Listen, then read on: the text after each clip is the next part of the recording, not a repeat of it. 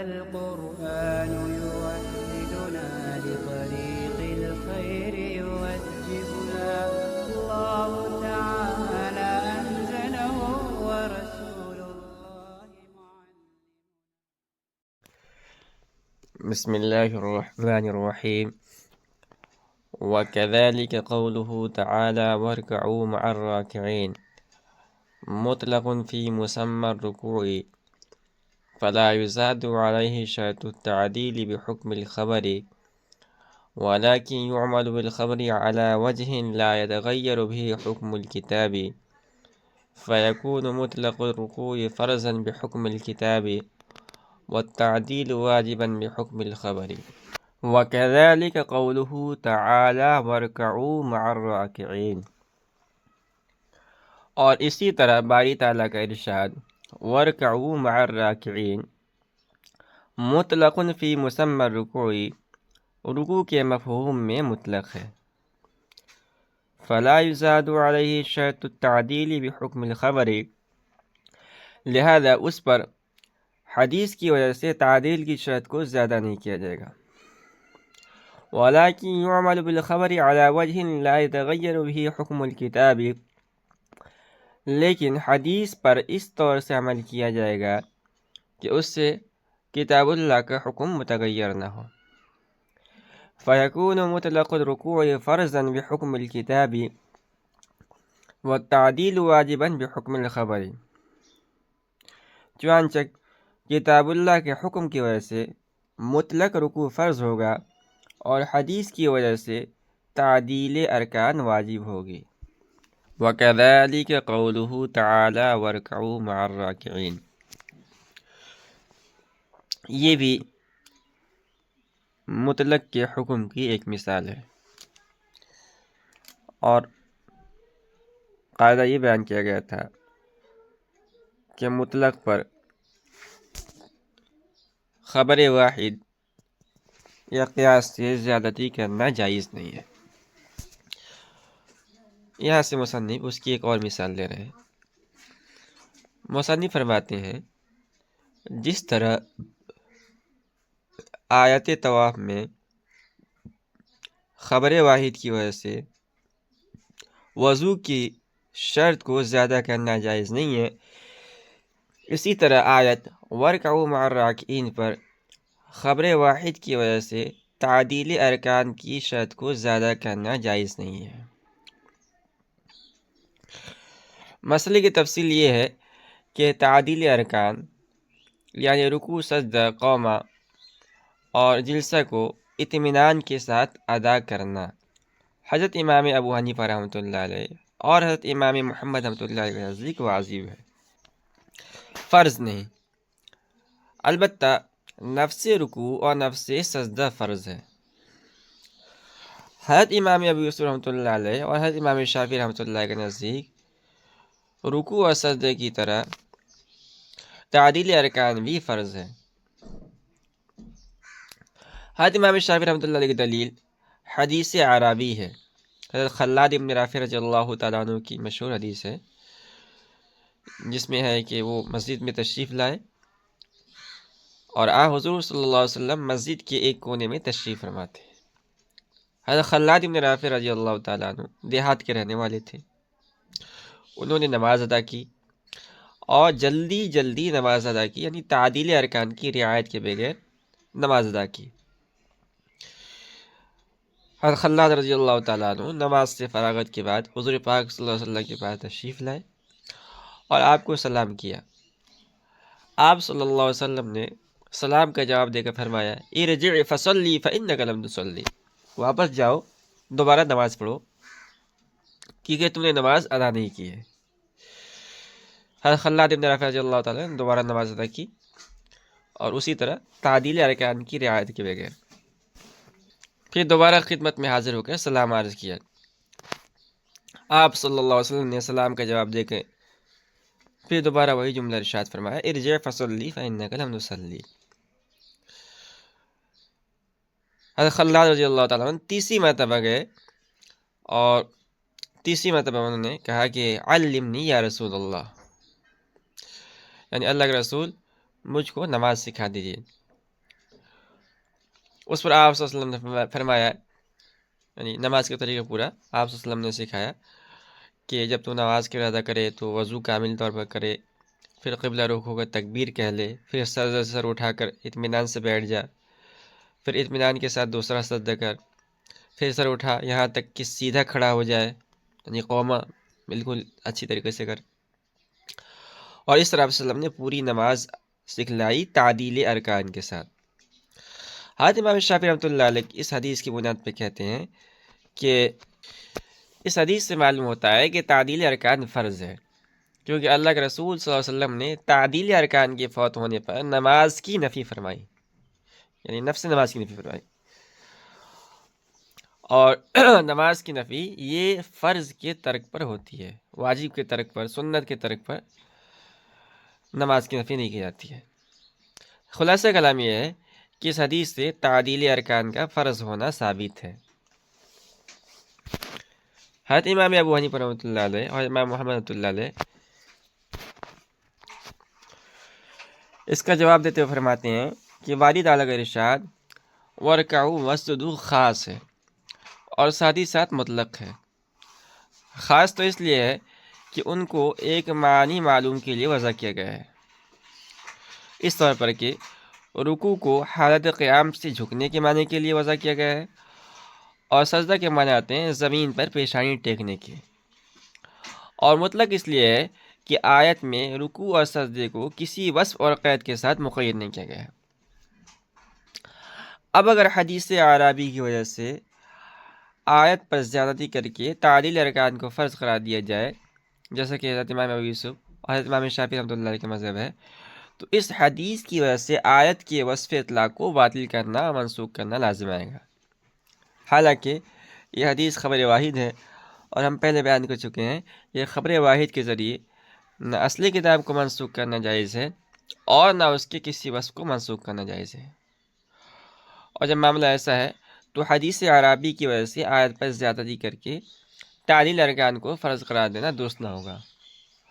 البتہ اس خبر واحد پر اس طور سے عمل کیا جائے گا کہ کتاب اللہ کا حکم متغیر نہ ہو۔ چنانچہ ہم نے کہا کہ کتاب اللہ کے حکم کی وجہ سے مطلق رکوع اور مطلق سجدہ فرض ہے، اور اس حدیث کی وجہ سے تعدیل ارکان واجب ہے۔ وعلى هذا قلنا يجوز التوضي بماء الزعفران وبكل ماء خالطه شيء طاهر فغير أحد أوصافه، لأن شرط المصير إلى التيمم عدم مطلق الماء، وهذا قد بقي ماء مطلقا، فإن قيد الإضافة ما زال عنه اسم الماء بل قرره فيدخل تحت حكم مطلق الماء، وكان شرط بقائه على صفة المنزل من السماء قيدا لهذا المطلق، وبه يخرج حكم ماء الزعفران والصابون والأشنان وأمثاله، وخرج عن هذه القضية الماء النجس بقوله تعالى ولكن يريد ليطهركم والنجس لا يفيد الطهارة، وبهذه الإشارة علم أن الحدث شرط لوجوب الوضوء، فإن تحصيل الطهارة بدون وجود الحدث محال۔ وعلى هذا قلنا، اور اسی بنا پر ہم نے کہا کہ یجوز التوضی بماء الزعفران وبكل ماء خالطه شيء طاهر فغير أحد أوصافه، کہ وضو جائز ہے زعفران کے پانی سے اور ہر اس پانی سے جس میں کوئی پاک چیز ملی ہوئی ہو، پھر اس کے اوصاف میں سے کسی ایک وصف کو بدل لیا ہو۔ لأن شرط المصير إلى التيمم عدم مطلق الماء وهذا قد بقي ماء مطلقا، اس لیے کہ تیمم کی طرف رجوع کرنے کی شرط مطلق ماء کا معدوم ہونا ہے، اور زعفران وغیرہ کا پانی مائع مطلق ہو کر باقی ہے۔ فإن قيد الإضافة ما أزال عنه اسم الماء بل قرره فيدخل تحت حكم مطلق الماء،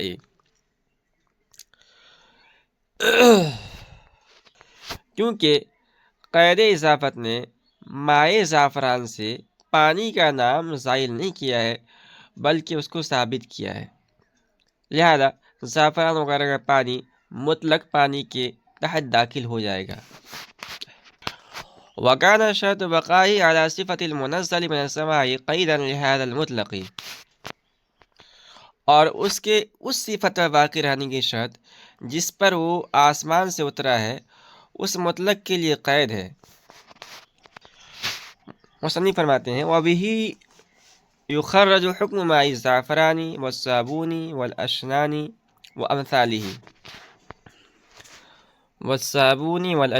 وَأَمْثَالِهِ، اور اسی سے زعفران، صابن اور اشنان وغیرہ کے پانی کے حکم کی تخریج کی جائے گی۔ وخرج عن هذه القضية الماء النجس بقوله تعالى ولكن يريد ليطهركم والنجس لا يفيد الطهارة، اور اس حکم سے باری تعالیٰ کا قول ولكن يريد ليطهركم کی وجہ سے ناپاک پانی نکل گیا، کیونکہ ناپاک پانی پاکی کا فائدہ نہیں دیتا ہے۔ وبهذه الإشارة علم أن الحدث شرط لوجوب الوضوء فإن تحصيل الطهارة بدون وجود الحدث محال،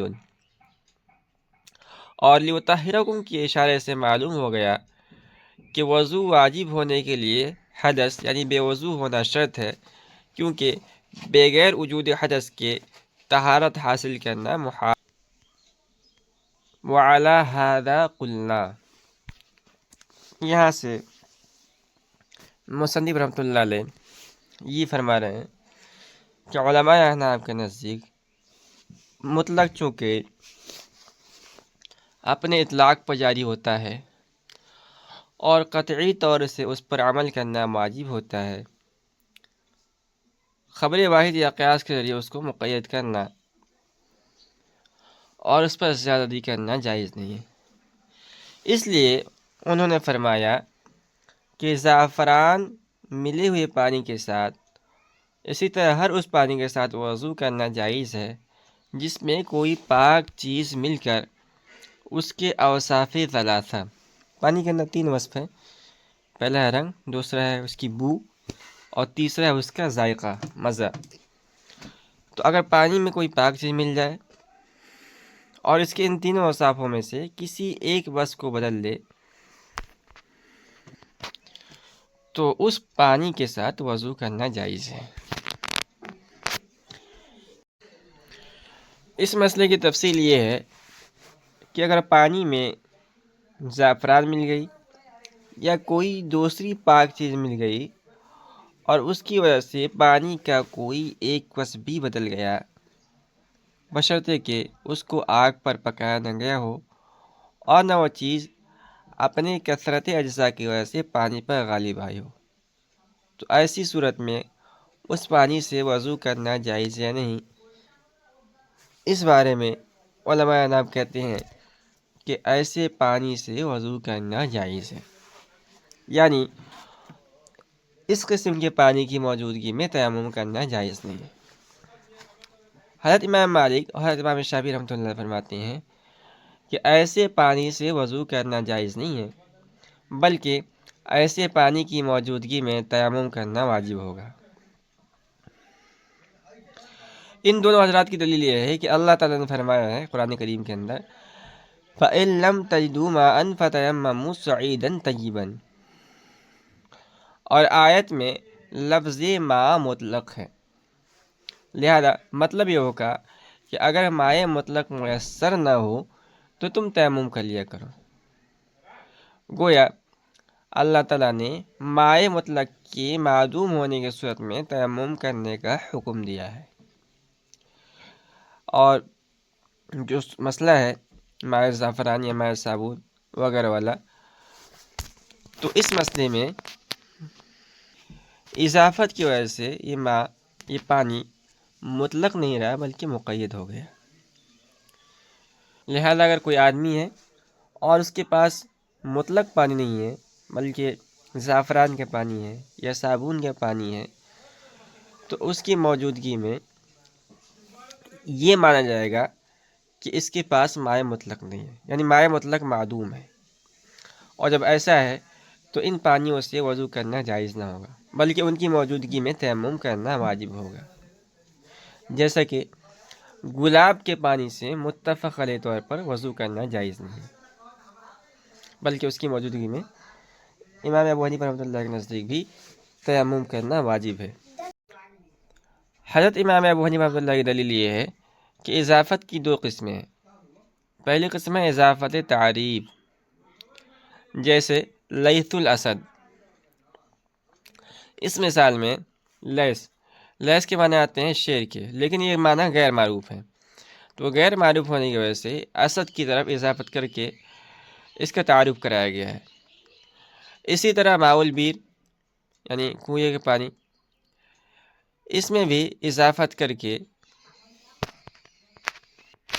پانی کی قسم کو متعین کر کے پانی کا تعارف کرایا گیا ہے۔ اور دوسری قسم ہے اضافتی تقعید، جیسے ماء الورد، یعنی وہ پانی جو گلاب سے کشید کیا گیا اور نکالا گیا ہو۔ تو اس مثال میں ماء یہ ورد کی قید کے ساتھ مقید ہے۔ اسی طرح ماء البطیخ، یعنی وہ پانی جو تربوز یا خربوز سے کشید کیا گیا ہو۔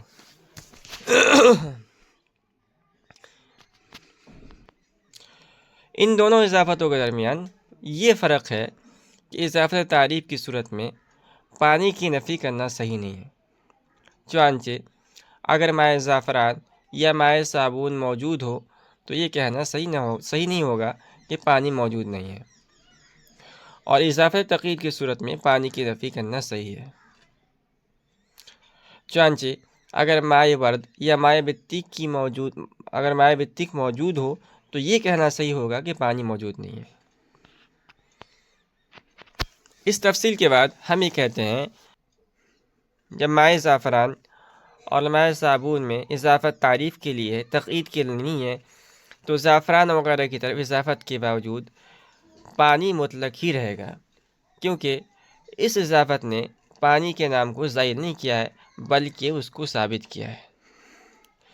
خلاصہ کلام یہ ہے کہ مائع زعفران وغیرہ اضافت کے باوجود مطلق ہے،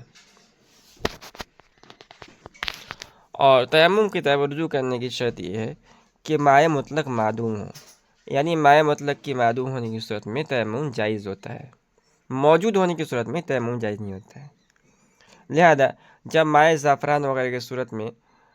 مائع مطلق معدوم نہیں ہوا بلکہ موجود ہے تو اس سے وضو کرنا واجب ہوگا، تیمم کرنے کی اجازت نہیں ہوگی۔ اس کے برخلاف گلاب کے پانی، بطیخ کے پانی کی موجودگی میں مائع مطلق معدوم ہوتا ہے، لہذا ان کے ساتھ وضو کرنا جائز نہیں ہوگا بلکہ ان کے ہوتے ہوئے تیمم کرنا جائز ہوگا۔ اور رہا حضرت امام شافعی رحمۃ اللہ علیہ کا یہ کہنا کہ مائع مطلق وہ ہے جو آسمان سے اترے پانی کی صفت میں واقع ہو، تو اس کا جواب دیتے ہوئے